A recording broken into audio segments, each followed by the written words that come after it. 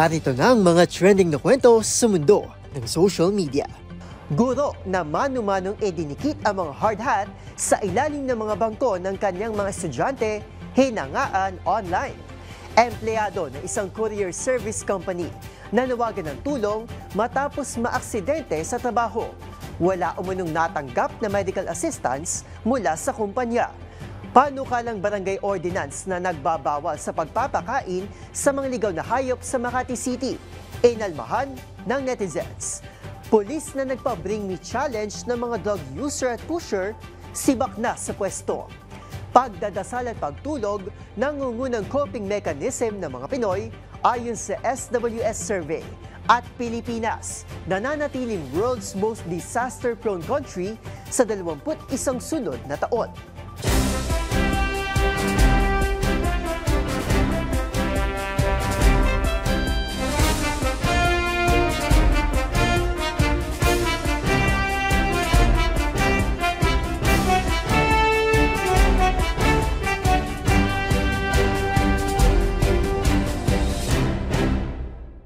Iba't ibang mga nagva-viral na kwento na naman ang ating pag-uusapan.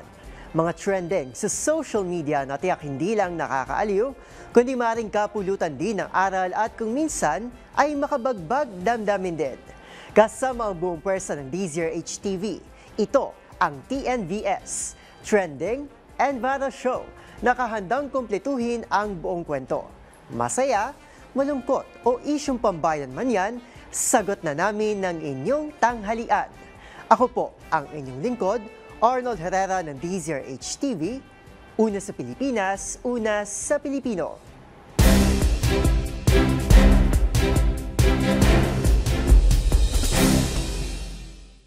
Para sa ating unang istorya ngayong tanghali, malamang ay marami nang nababahala sa maaaring pagdating ng The Big One, kasunod ng mga sunod-sunod na paglindol sa bansa. Kaya naman, todo ng preparasyon ng mga paaralan sa bansa, tulad na lamang na isang school sa Makati City, kung saan may mga nakahanda ng hard hat para sa mga estudyante. Ngunit hindi dito natapos ang pag-aalala ng isang guro. Kaya naman, dinikit na niya mismo ang mga safety hats sa ilalim ng mga upuan bilang simpleng paraan upang maprotektahan ang mga estudyante sa oras ng sakuna. Ang buong kwento ni Teacher Elaine sa report ni James Galange. Matapos ang sunod-sunod na lindol na naitala sa bansa, abay sino pa ba ang hindi maghahanda sa maaaring pagdating na tinatawag na umano'y The Big One?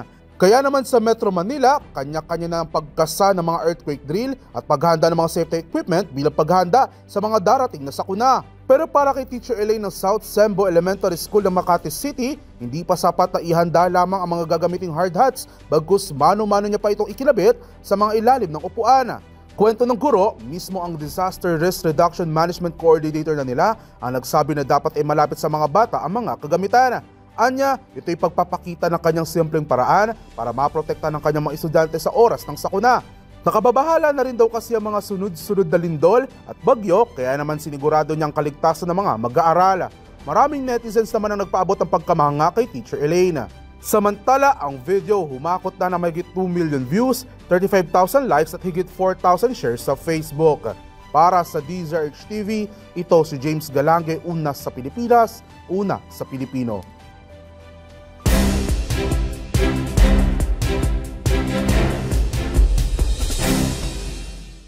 Para sa ating next viral story, ang naghahatid ng produkto, walang naihatid na tulong sa sarili nitong empleyado. Ito ang kwento ng isang trabahador sa isang courier service company na naaksidente habang ginagawa ang kanyang trabaho.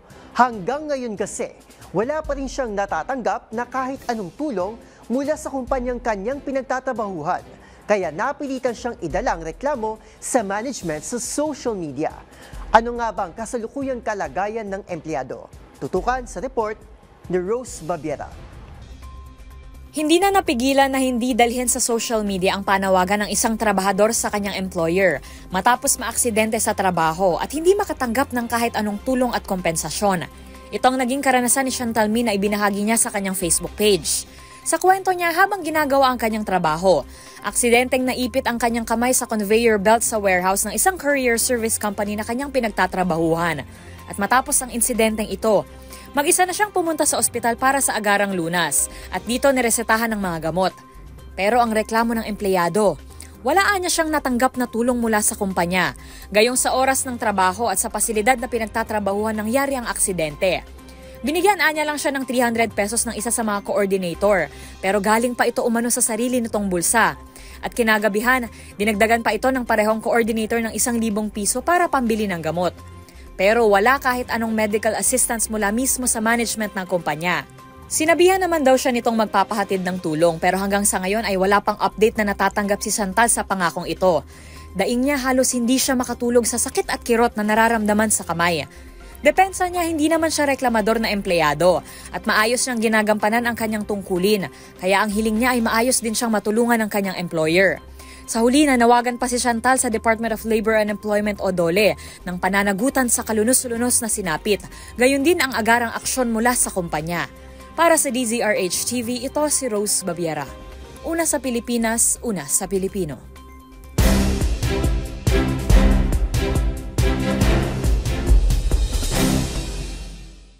Sa ating next trending story, hindi napigilan ng mga netizen na umalma sa panukalang barangay ordinance sa lungsod ng Makati kung saan ipinagbabawal ang pagpapakain sa mga ligaw na hayop. Ayon sa mga ito, maituturing umano na hindi makatao at kontra sa makabagong pamamahala sa mga hayop ang naturang panukala.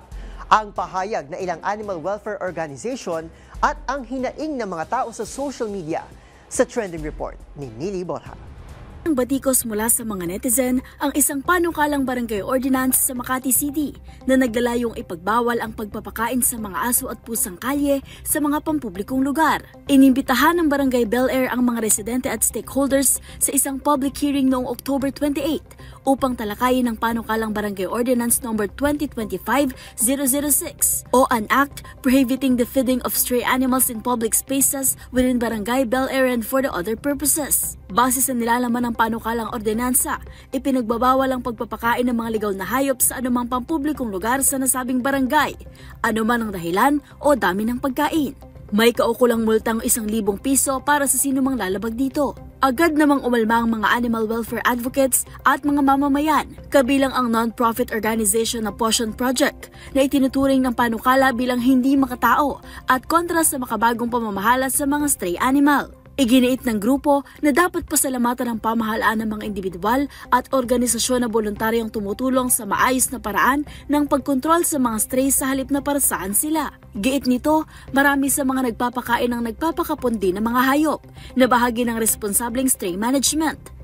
Binigyang diin din ng Potion Project na ang tamang paraan ng pamamahala sa mga stray ay ang TNVR program o Trap, Neuter, Vaccinate at Return, kung saan hinuhuli ang mga ligaw na hayop, kinakapon, binabakunahan laban sa mga sakit at ibinabalik sa kanilang komunidad upang makontrol ang dami nito sa makataong paraan. Mariin namang ipinunto ng grupo na habang hindi napapanagot ang mga taong nangaabuso at nag-aabandona ng mga hayop, ang mga may pusong tumutulong naman ang ginagawang target ng multa. Ayon dito, mas makabubuting magdaos ng mga dialogue at edukasyonal na kampanya tungkol sa tamang pagpapakain at TNVR sa halip na ipagbawal ang kabutihang loob.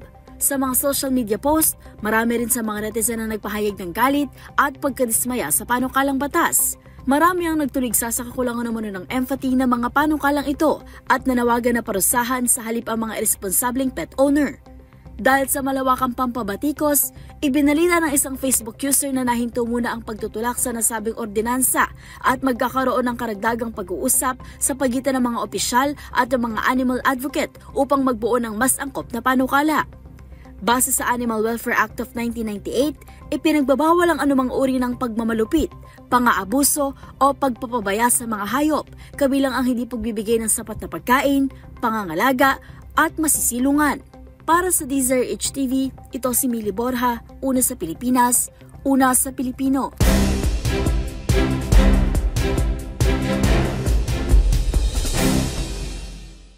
Ang ating sunod na viral story, sibak sa pwesto at katungkulan ng isang vlogger police na ito na nag-viral matapos siyang gumawa ng isang content mula sa larong Bring Me. Ang kanya kasing ipinapadala sa kanyang followers kapalit ng alok na 2,000 piso.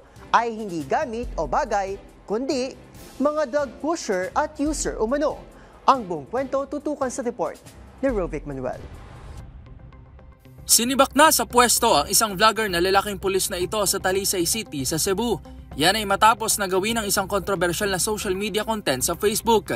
Nagpalaro kasi ito ng Bring Me Challenge sa kanyang followers tulad ng ginagawa ng ibang content creators kapalit ng pera. Pero ang twist sa kanyang ipinabring me, imbes na gamit o bagay, ang kanyang ipinadadala ay drug user para sa 2,000 pisong pabuya habang 5,000 piso naman daw para sa madadalang drug pusher sa kanya. Maayong adlaw mga higala, ganahan baka og easy money for 2,000 pesos. Bring me 2,000 ha, drug user. And for 5,000 pesos, dali ko ninyo og street level drug pusher. Unsa pa inyong giulat? Attack na mga adik! Agad na nag-viral ang video na ito ng pulis at komento na nagpataas ng kilay ng maraming netizens. Anila, trabaho umano ito ng mga pulis ang humanap at tumugi sa mga drug users, hindi sila. Ayon pa sa ilan, maganda naman daw ang intensyon ng pulis, ngunit sana daw ay mayroong approval at sa maayos na pamamaraan tulad ng paghihikayat sa komunidad na makipag-cooperate sa kanila. Sa panayam sa Campo Crame, sinabi ni Acting PNP Chief Police Lieutenant General Jose Melencio Nartates Jr. na iniimbestigahan na ang naturang insidente. Ipina-take down na rin muna ni Nartates ang orihinal na source ng video habang nagsasagawa ng internal inquiry. Paglilinaw ng PNP, personal umanong inisyatibo ng pulis ang ginawang Bring Me content na ito at gumamit anya siya ng sariling pera para dito. Bukod nila sa mga adik at pusher, natuklasan na mayroon pa pala siyang isang vlog na ang ipinadadala naman umano ay mga hindi rehistradong baril. Binigyan diin ng otoridad na ang ginawa ng naturang pulis ay malinaw na paglabag sa Police Operational Procedure na itinuturing na parang Biblia ng bawat kasapi ng pulisya. Para sa DZRH TV, ito si Rovic Manuel. Una sa Pilipinas, una sa Pilipino.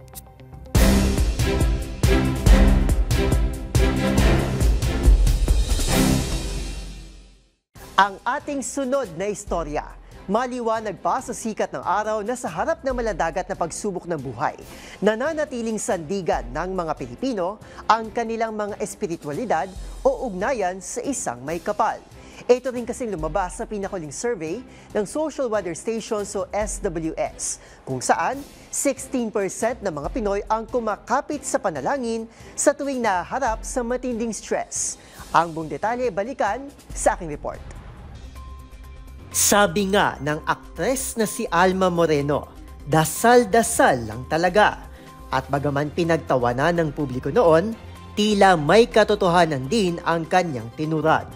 Lumalabas sa pinakuling pagtaya ng Social Weather Station o SWS, dasal o spiritual activities ang pangunahing takbuhan ng 16% ng mga Pinoy bilang coping mechanism laban sa stress sa maraming aspeto ng buhay. Kabilang narito ang mga issue sa mga gastusin, kalusugan, trabaho at usaping pamilya. Mula sa porsyentong ito, mas malaking salik ang espiritualidad sa mga kababaihan na nakakuha ng 20%, mas mataas ng 8% sa numerong naitala ng mga kalalakihan na mas pinapaboran ang pagtulog o pamamasyal. Sinundan nito ng tulog o pagpapahinga na humakot ng 14%, habang 11% naman ng mga respondent ang kumakapit sa galaan para maibsan ang mga sakit sa ulo na dulot ng problema sa buhay. Batay sa regional stats ng survey, dasal ang primary choice ng mga nasa Balance Luzon at Metro Manila, habang tulog is life naman para sa mga Bisaya at Mindanaoan. Samantala, nasungkit naman ng Think Positive Attitude ang ika-4 na pwesto na may 7%, na sinundan naman ng pagfo-focus sa academics at trabaho at simpleng pagkikibit-balikat sa problema na pawang nakakuha ng 6%. Ilan din sa mga isinagot ng mga Pinoy ang paglalaro, bonding kasamang pamilya, gayon din ang food trip at pag-inom ng alak. Sa laylayan ng survey, napabilang naman ng pag-iyak at paghingi ng tulong na may 0.4 at 0.2%. Isinagawang survey mula September 24 hanggang 30, tampok ang 1,500 adult respondents. Para sa DZRH TV, ito si Arnold Herrera. Una sa Pilipinas, una sa Pilipino.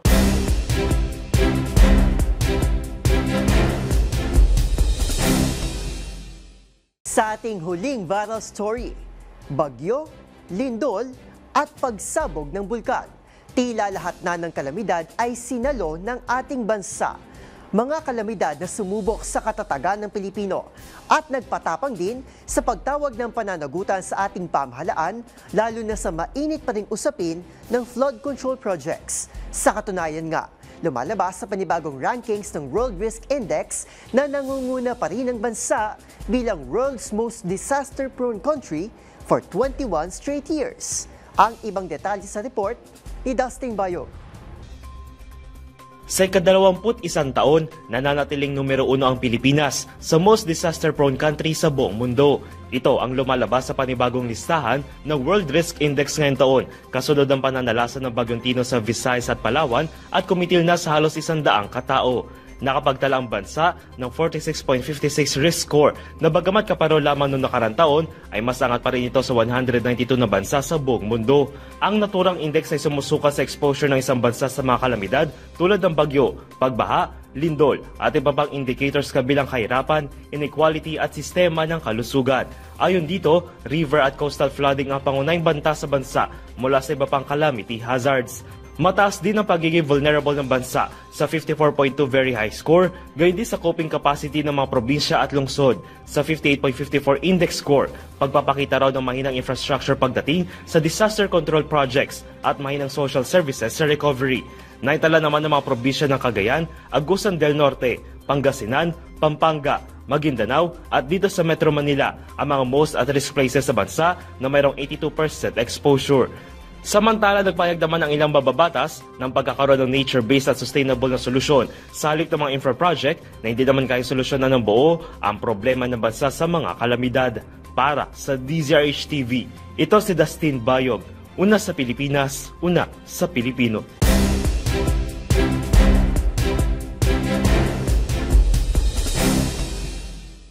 At yan ang mga kwentong kinagiliwan, pinusuan na gumawa ng ingay sa social media. Kung meron din kayo mga katulad na istorya ay i-share nyo na yan sa ating comment section o di naman kayo itag nyo kami sa TikTok at DZRH News. Maraming salamat po sa mga patuloy na nakatutok sa ating programa. Magkita-kita tayo muli bukas para muling himayin, tuklasin at buuin ang mga detalye. Para kapag nakita mo ang viral video na may nag-share, ikaw na mismo ang magdaragdag ng mga impormasyong nalaman mo sa TNVS, Trending and Viral Show. Ako po si Arnold Herrera ng DZRH TV. Una sa Pilipinas, una sa Pilipino.